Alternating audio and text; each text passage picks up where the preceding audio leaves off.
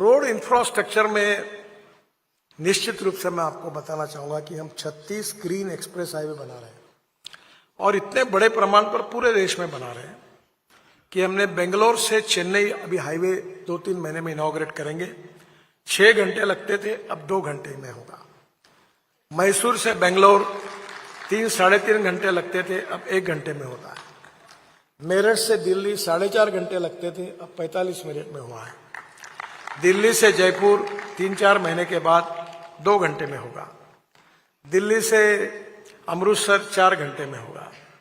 दिल्ली से देहरादून 9 घंटे लगते थे, अब 2-3 महीने के अंदर दिल्ली से देहरादून 2 घंटे में होगा।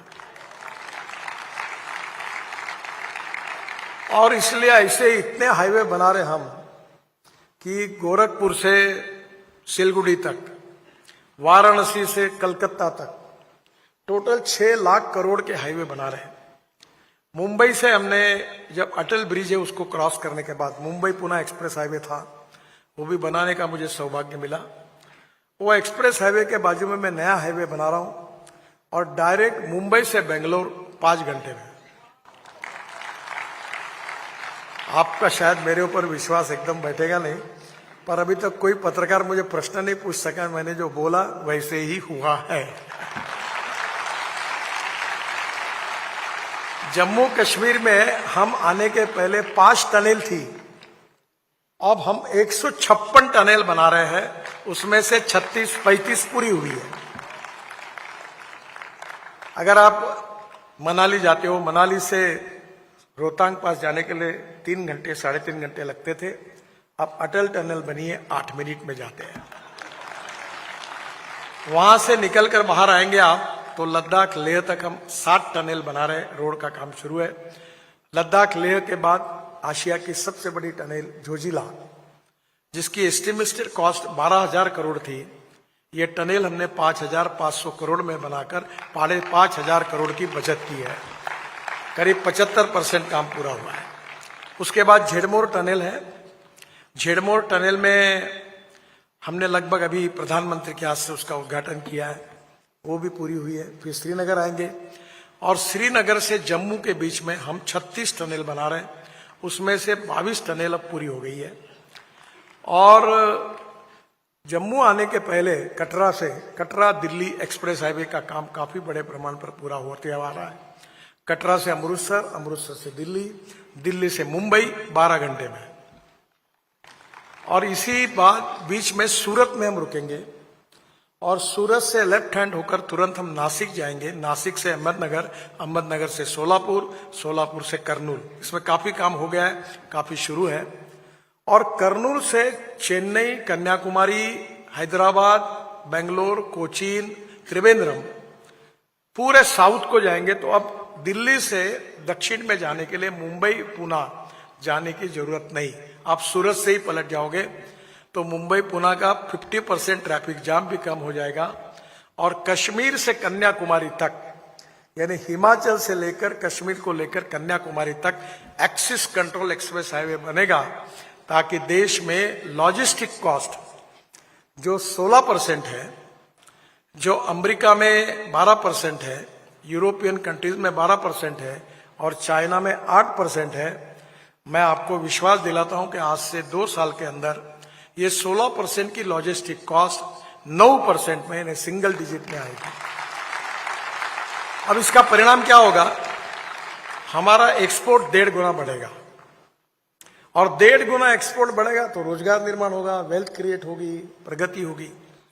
तो रोड इंफ्रास्ट्रक्चर में और बहुत कुछ बताने लायक मैं समय नहीं कहूंगा। अभी हम लोग 360 रोपवे और केबल कार बना रहे हैं। कल केदारनाथ की केबल कार कैबिनेट ने अप्रूवल किया और एक हिमाचल प्रदेश की भी दूसरी, दोनों को भी दिया है। तो अब ये देश में 360 रोपवे केबल कार हम बना रहे हैं। तीसरी इंपॉर्टेंट जो पब्लिक ट्रांसपोर्ट है वो अच्छा करना चाहिए। तो अभी हमने अनेक धौला कुआं से मानेसर तक हवा में चलने वाली बस, उसके ऊपर हम अध्ययन कर रहे हैं।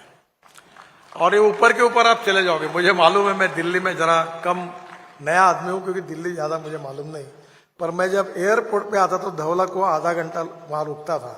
अब धौला कुआं का ट्रैफिक जाम लगभग मैंने सुधारा काम। अब धौला कुआं से डायरेक्ट आप ऊपर के ऊपर गुड़गांव से मानेसर तक चले जाओगे तो ये रोड का ट्रैफिक जाम काफी कम हो जाएगा, वो भी हम कर रहे हैं। अभी नागपुर में पहले पायलट प्रोजेक्ट की शुरुआत हो रही है कि हमने एक फ्लैश चार्जिंग सिस्टम लाई है। 135 सीटर बस है, शायद उसकी फिल्म मैं आपको दिखा देता पर अभी मुझे पता नहीं था। वो फ्लैश चार्जिंग यानी बस खड़ी होती है, ऊपर से चार्जिंग आता है सिस्टम। वो सीमेंस और हिटाची 2 लोग बनाते हैं, टेक्नोलॉजी उनकी है। अब टाटा ने बस बनाना शुरू कर दिया है और एक कंपनी ने किया है। वो नीचे आएगा, आधा मिनट में बस चार्ज होगी, 40 किलोमीटर फिर चलेगी। तो बस स्टॉप पर खड़ी रहेगी, उतने देर में चार्ज होगी। तो लिथियम आयन बैटरी की कीमत कम लगेगी क्योंकि 40 किलोमीटर का ही चार्जिंग है, तो 350 किलोमीटर के लिए लिथियम बैटरी अपने को लेनी पड़ेगी। तो ये बस का किराया डीजल बस से 30% कम होगा। इसमें बस होस्टेस होगी, एयर कंडीशन बस होगी और कोशिश करें कि सामने टीवी भी होगा और टिकट रेट डीजल बस की तुलना में 30% कम होगा। तो ये पहला पायलट प्रोजेक्ट टेंडर निकल गया है, शुरू हो रहा है। और ये प्रोजेक्ट अगर पूरा होगा तो उसके बाद दिल्ली से जयपुर तक पूरे हाईवे पर हम ये सिस्टम शुरू करेंगे। आप आपके लैपटॉप पर काम करते हुए, सोते हुए एग्जीक्यूटिव चेयर पर आप जा पाओगे, जिसके कारण आपको कंफर्ट भी मिलेगा, आपको गाड़ी से जाने की जरूरत नहीं पड़ेगी। मुझे बहुत खुशी है कि अभी मैं स्पेन में गया था और वहां मर्सिडीज की कीमत में हेलीकॉप्टर नहीं है, टेक्नोलॉजी में थोड़ा रिवोल्यूशन किया है और कहीं भी उतर सकता है, कहीं भी जा सकता है, ऐसा छोटा हेलीकॉप्टर तैयार हुआ है। और मुझे आज यहां बताते हुए खुशी है, मेरा एक सपना था कि पानी पे उतरने वाला हवाई जहाज शुरू हो। पॉलिसी बस मेरे पास अभी शिपिंग नहीं है, पर कल ही मेरी अजय सिंह से पीछे लगा था, स्पाइस वाले, उनके साथ बात हुई। वो 100 MPBS सी प्लेन, वाटर प्लेन खरीद रहे हैं और अब देश में जल्दी ही पानी पे उतरने वाले हवाई जहाज शुरू होंगे। यमुना से आप उड़ेंगे तो 15 मिनट में ताजमहल के पीछे उतरेंगे, 1 घंटे में ताजमहल देखोगे, वापस आओगे, फिर हवा पानी MPBS सी प्लेन में बैठोगे, 15 मिनट में यमुना में आओगे। आपका 3 घंटे में ताजमहल देखना, दिल्ली से जाना आना सब हो जाएगा। तो जो टेक्नोलॉजी है उसके कारण काफी स्थिति बदल रही है। ट्रांसपोर्ट सेक्टर का ही बताएंगे तो मुझे 5-6 घंटे लगेंगे।